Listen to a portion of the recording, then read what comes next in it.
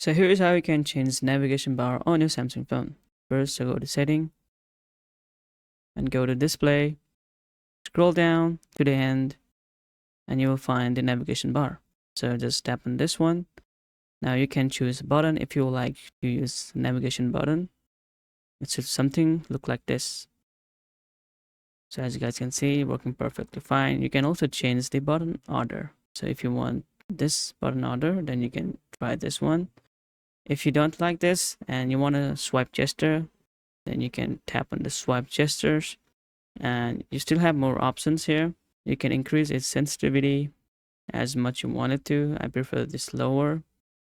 And you can also toggle on this swipe from button or side by side. So I prefer using swipe from side and bottom, but it's up to you because it's your choice.